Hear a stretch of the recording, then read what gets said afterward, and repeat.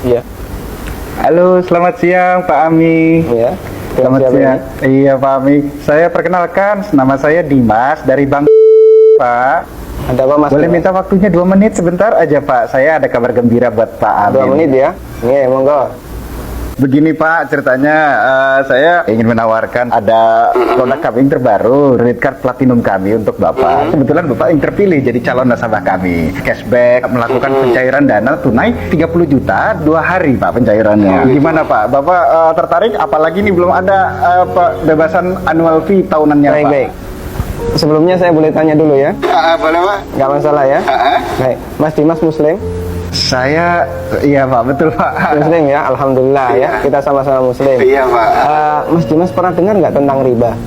Iya, pernah dengar. Pernah dengar ya? Iya. Pernah kebayang bahaya riba nggak? Bahaya riba? Iya tahu Pak. Mungkin pernah dengar hadisnya atau ayat Qur'annya? Pak, Pernah? tapi Pak, bagaimana? Masih tertarik Pak dengan kartu kredit platinum kami Pak? Nanti kita lanjutkan. Saya boleh cerita dulu? Ya, boleh, ya? boleh. Ya. Jadi gini Mas Dimas, coba Mas Dimas bayangkan kalau ada orang yang berzina sama ibunya, kira-kira respon masyarakat gimana? Semua orang sepakat jelek ya. Gimana? Maksudnya gimana Pak? Kalau misalnya ada orang yang berzina sama ibunya, semua orang akan menganggap dia melakukan perbuatan yang maksiat. Ya bejat itu Pak. Oh, bejat sekali ya. Bejat Pak. Baik, kita sama-sama sepakat untuk itu. Iya. Begini, Nabi SAW menyebut bahwasanya riba itu ada 73 pintu. Pintu yang paling ringan, kata Nabi SAW, dosa riba itu seperti berzina sama ibunya Mas.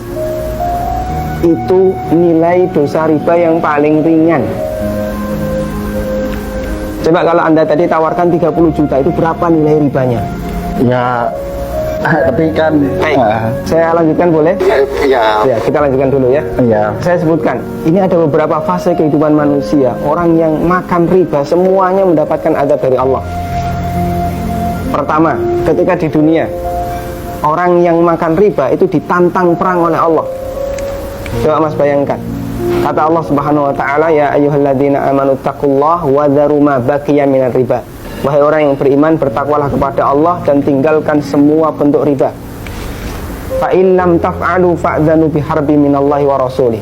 Kalau kamu masih ngeyel, nggak mau meninggalkan riba, umumkan perang dengan Allah dan Rasulnya. Coba, kalau kita ditantang perang oleh Allah dan Rasulnya, kira-kira ada nggak peluang untuk menang? Nggak ada ya? Ampun Pak. Ini yang pertama. Yang kedua, orang yang mati dalam kondisi membawa dosa riba, makan riba, nanti dia akan dihukum di kuburan dalam bentuk berenang di sungai darah. Masya Allah, berenang di sungai darah. Kata Nabi SAW, beliau pernah menceritakan mimpinya, dan mimpi beliau itu wahyu. Nabi SAW pernah melihat ada orang yang berenang di sungai darah, kemudian di tepi sungai ada orang yang membawa batu. Setiap orang ini berenang menepi, dilempari batu ke mulutnya, kemudian balik ke tengah. Ini yang kedua. Di alam kubur dia mendapatkan azab berupa berenang di sungai darah. Yang ketiga, Masih ada yang ketiga Pak? ya, siap mendengar, masih sanggup mendengarkan? Iya Pak. Iya, Tapi, saya lanjutkan ya. Iya Pak. Yang ketiga, ketika orang ini dibangkitkan oleh Allah dari alam kubur, dia dibangkitkan dalam kondisi sempoyongan Mas. Allah Subhanahu wa taala bercerita, alladzina ya'kuluna riba la yaqumuna illa kama yaqumul ladzi yatakhabbathu syaitan minal mas. Orang yang makan riba, mereka akan dibangkitkan pada hari kiamat dalam kondisi sempoyongan seperti orang yang kerasukan. Iya Pak. Artinya yang lain berjalan normal, dia sendiri sempoyongan, menyakitkan. Kemudian yang keempat, tadi sebelum hisab ya, ketika dia dibangkitkan sebelum hisab dia sudah disiksa.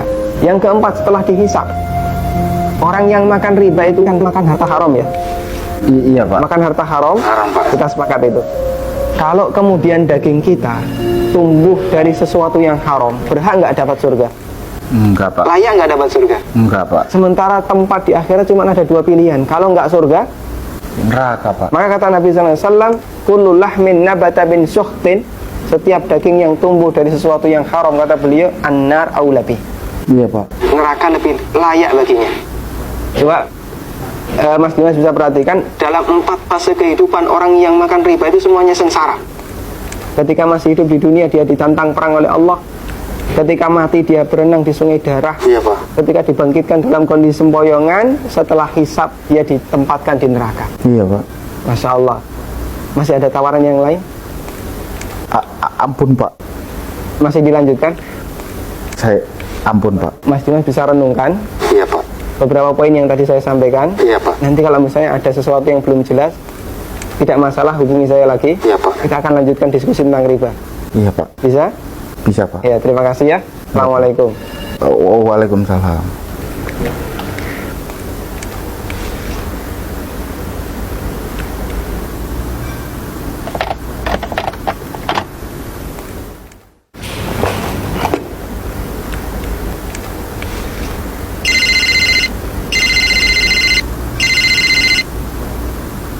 Iya. Halo, assalamualaikum Pak. Waalaikumsalam warahmatullahi. Saya Dimas nih yang tadi Pak. Iya Mas Dimas. Iya. Gimana nih Mas Dimas? Ada tawaran apa lagi nih? Ada lowongan kerjaan nggak ya Pak ya?